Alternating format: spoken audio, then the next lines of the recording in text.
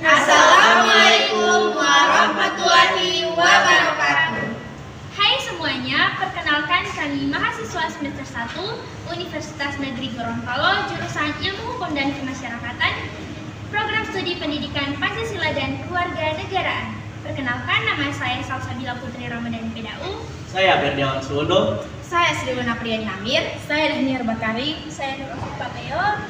Pada video kali ini, kami akan menjelaskan mengenai kawan muda etis bermedia digital. Dengan menjadi kawan muda etis bermedia digital, kita dapat memahami beberapa poin penting, yaitu seperti etika digital sangat penting dalam era digital saat ini. Dengan menggunakan teknologi, kita harus memastikan bahwa kita telah menghormati privasi orang lain dengan tidak melakukan cyberbullying dan tidak menyebarkan informasi yang salah. Etika digital juga membantu kita membangun kepercayaan dengan orang lain dalam interaksi online, sehingga kita dapat membangun hubungan yang lebih baik dan juga lebih produktif. Selain itu, etika digital juga membantu kita menghindari konsekuensi hukum yang dapat terjadi jika kita melakukan tindakan yang tidak etis dalam online. Dengan demikian, etika digital sangat penting untuk memastikan bahwa kita dapat menggunakan teknologi dengan cara yang benar dan juga cara yang bertanggung jawab dan juga etis, serta membangun komunitas online yang sehat dan juga positif.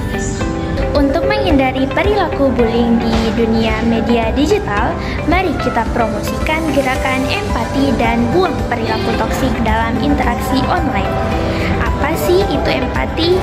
Empati adalah kemampuan untuk memahami dan juga merasakan perasaan orang lain. Dengan empati, kita dapat menciptakan lingkungan online yang lebih positif dan juga lebih sehat. Mengapa empati itu penting? Yang pertama yaitu membantu mengurangi stres dan tekanan mental. Yang kedua, meningkatkan kepercayaan dan hubungan yang lebih baik. Yang ketiga, membangun komunitas online yang lebih baik dan juga lebih produktif. Ada beberapa cara yang bisa kita lakukan untuk meningkatkan empati. Yang pertama, berpikir sebelum posting dan berkomentar. Yang kedua, gunakan kata-kata yang sopan dan ramah. Yang ketiga, jangan menyebarkan informasi yang salah atau hoax. Yang keempat, berkomunikasi dengan empati dan penuh hormat. Yang kelima, buang perilaku toksik dan gantikan dengan perilaku yang lebih positif. Ayo kita mulai buang toksik dan juga bawa empati. Yang pertama, jangan menggunakan kata-kata kasar atau pelecehan. Yang kedua, jangan menyebarkan informasi yang salah atau hoax. Yang ketiga, jangan melakukan cyberbullying atau pelecehan online. Mari kita promosikan empati dan juga buang toksik. Dengan empati, kita dapat menciptakan lingkungan online yang lebih positif dan sehat. Mari kita buang toksik dan bawa empati dalam interaksi online. Kasus cyberbullying yang terjadi baru-baru ini adalah kasus dari Universitas Udayana. Kasus viral Universitas Udayana yaitu kematian mahasiswa Timothy Anugrah memicu penyelidikan intensif terkait cyberbullying. Meskipun pihak kampus awalnya menegaskan tidak ada perundungan, namun mengindikasi adanya olok-olok pasca kematian yang dibenarkan sebagai perundungan, menyoroti dampak psikologis dan juga sosial. Hal ini dapat menyadarkan kita bahwa kita sebagai pengguna media sosial yang aktif, kita dapat lebih bijak untuk menggunakan media sosial dengan sebaik-baik mungkin. Kita tidak boleh mengomentari dengan sembarangan dan juga memposting atau mengomentari postingan orang lain dengan sembarangan. Yang berikut tentang promosikan respek lawan bullying dalam media sosial. Media sosial adalah bagian dari kehidupan kita sehari-hari. Kita menggunakannya untuk berbagi cerita, mengekspresikan diri, mencari hiburan, dan berkomunikasi dengan orang lain. Namun, di balik kemudahan itu, media sosial juga memiliki sikap gelap. Satu komentar negatif bisa menyebar ke banyak orang. Satu unggahan bisa mengundang ratusan hinaan, dan satu tindakan saja yang dianggap sepele bisa melukai perasaan seseorang secara mendalam. Di media sosial, kata-kata seringkali ditulis tanpa memikirkan dampaknya. Padahal di balik setiap akun ada manusia yang punya perasaan. Adapun mempromosikan respek lawan bullying di media sosial sangat penting karena media sosial telah menjadi ruang interaksi utama bagi masyarakat, khususnya generasi muda. Di balik kemudahan berkomunikasi di media sosial juga sering menjadi tempat terjadinya cyberbullying, seperti komentar kasar, hinaan, body shaming, penyebaran kebencian, hingga mempermalukan orang lain secara terbuka. Tindakan ini sering dilakukan tanpa memikirkan dampak psikologis bagi korban. Respek di mana sosial berarti menggunakan platform digital secara bertanggung jawab dan beretika. Setiap pengguna diharapkan mampu menjaga ucapan, tidak menyebarkan konten yang merendahkan, serta menghargai perbedaan pendapat, latar belakang, identitas orang lain. Dengan sikap respek, media sosial dapat menjadi ruang yang aman, positif, membangun, bukan sarana untuk menyakiti. Promosi respek di media sosial dapat dilakukan melalui berbagai cara, seperti menyebarkan konten edukatif, membuat kampanye anti-bullying, menggunakan kata-kata yang sopan dalam berkomentar, serta memberikan dukungan kepada korban cyberbullying. Selain itu, pengguna juga perlu berani melaporkan konten atau akun yang melakukan bullying agar tindakan tersebut tidak terus berulang. Media sosial memiliki pengaruh yang sangat luas. Satu unggahan positif dapat menginspirasi banyak orang. Begitu pula, satu komentar negatif dapat melukai banyak pihak. Oleh karena itu, mempromosikan respek berarti mengajak setiap pengguna untuk berpikir sebelum mengetik, memahami sebelum berkomentar, dan memilih empati daripada emosi. Dengan mempromosikan respek lawan bullying di media sosial, kita turut membangun budaya digital yang sehat dan beradab.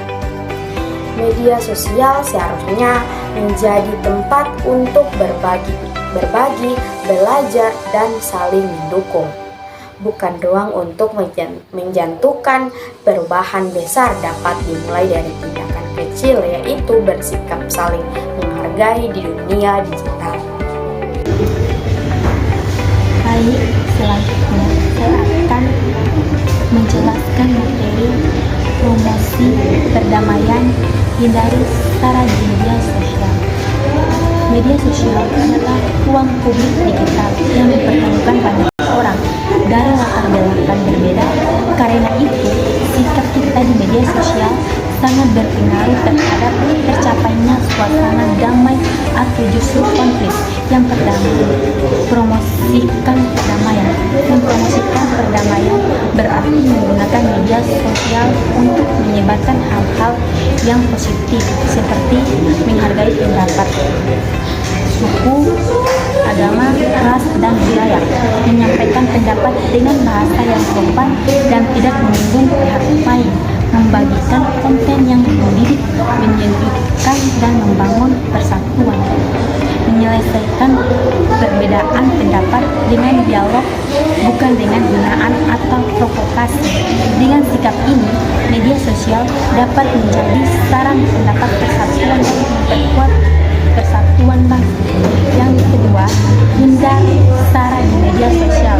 Sara, suku, agama, ras, antar dapat memicu. Penggunaan media sosial harus tidak membuat atau menyebarkan konten yang menghina atau merendahkan kelompok tertentu, tidak menyebarkan ujaran kebencian, hoax, dan provokasi. Berpikir kritis sebelum membagikan informasi, terutama dalam memecah belah. Menghormati keyakinan dan identitas orang lain meskipun berbeda dengan kita. dengan mempromosikan perdamaian dan menghindari sara di media sosial dapat menjadi ruang yang aman dan nyaman dan bermanfaat bagi semua. Sikap sosial mencerminkan kepribadian kita sebagai warga digital yang tanggung jawab dan menunjukkan tinggi nilai persatuan. Secara hukum maupun sosial, tindakan ini dapat dikategorikan sebagai perundungan siber atau pelanggaran undang-undang informasi Indonesia yang berpotensi menghasilkan denda atau hukuman penjara. Berikut ini adalah beberapa alasan mengapa tindakan ini berbahaya dan harus dihindari. Konsekuensinya hukum melanggar penyebaran informasi yang ditunjuk untuk menimbulkan rasa kekecewaan atau kerusakan individu atau kelompok masyarakat tertentu. Menghindari penuntutan pidana, dampak sosial dan emosional komentar semacam itu dapat menyebabkan kerugian emosional yang signifikan bagi kekerasan, kerusakan reputasi, baik bagi pemberian komentar maupun platform yang pelanggaran tertentu. Hampir semua platform media sosial memiliki kebijakan kita terhadap ujaran kebencian, perundungan dan pelecehan. Akun yang melanggar akan ditanggung atau dihapus secara permanen. Itulah materi yang bisa saya sampaikan. Ada banyak kasus pornografi yang beredar di media sosial, contohnya WhatsApp, Facebook, Twitter, YouTube, Instagram, Telegram, TikTok, dan sebagainya. Dan itu sangat mudah diakses kapan saja oleh anak-anak hingga dewasa melalui handphone yang terkoneksi dengan internet. Bicara tentang pornografi, kita harus tahu dulu asal kata pornografi itu sendiri. Dalam Kamus Besar Bahasa Indonesia, pengertian pornografi adalah penggambaran tingkah laku secara erotis dengan lukisan atau tulisan untuk membangkitkan nafsu birahi. Ada 3 sebab terjadinya penyebaran pornografi. Yang pertama, rendahnya nilai respek atau penghargaan terhadap harkat martabat manusia dan hak asasi manusia. Kedua, nilai ekonomi, kesenangan atau kenikmatan dan keisengan dari aktivitas penyebaran konten pornografi bagi oknum tertentu. Ketiga, konten kita memancing komentar pornografi di media sosial yang mengandung banyak respons orang lain untuk like, komen, share sehingga terjadi penyebaran konten pornografi dengan begitu cepatnya. Ada salah satu kasus yang terjadi di aplikasi baru-baru ini, di mana pelaku memanfaatkan game online untuk mencari, mengumpulkan data pribadi dan menjebak anak di bawah umur, lalu memaksa korban melakukan tindakan asusila melalui video call. Aksi tersebut direkam dan digunakan sebagai alat ancaman pemerasan. Penyebab utama terjadinya kurangnya keamanan digital. Pengguna aplikasi situs ilegal mudah membagikan data pribadi dan tertipu akun palsu. Dampaknya, data disalahgunakan untuk pornografi, korban mengalami trauma, stres, reputasi, serta ancaman dan pemerasan online. Sebagai pengguna digital yang beretika, kita harus menggunakan media sosial secara bijak, menjaga privasi dan kehormatan diri, menolak, melaporkan, dan tidak menyebarkan konten pornografi. Mari wujudkan ruang digital yang aman, bermartabat, dan beretika. Ekspresikan diri dengan nilai keasusilaan, bukan pornografi. Sekian dari saya. Wassalamualaikum warahmatullahi wabarakatuh. Baik, di sini saya akan membawa salah satu materi yaitu etis media digital pasti bisa. Etika media digital adalah sikap bijak dan bertanggung jawab dalam menggunakan teknologi dan media sosial. Bahwasanya materi ini menekankan kita tentang pentingnya sikap bijak, bertanggung jawab, dan beradab dalam menggunakan teknologi dan platform digital. Di era kemajuan informasi yang serba cepat, setiap pengguna media digital dituntut untuk mampu memilih informasi, menghormati privasi orang lain, serta menghindari penyebaran hoaks, ujaran kebencian, dan konten yang merugikan orang lain. Sikap etis juga tercermin dari cara komunikasi yang sopan, tidak melakukan perundungan cyber, serta menggunakan media digital untuk tujuan yang positif dan bermanfaat. Dengan memahami dan menerapkan etika media digital, masyarakat khususnya generasi muda dapat menciptakan ruang digital yang aman, sehat, dan berintegrasi. Oleh karena itu, beretika dalam bermedia digital bukan hal yang sulit, melainkan sesuatu yang pasti bisa dilakukan jika disertai dengan kesadaran dan rasa tanggung jawab bersama.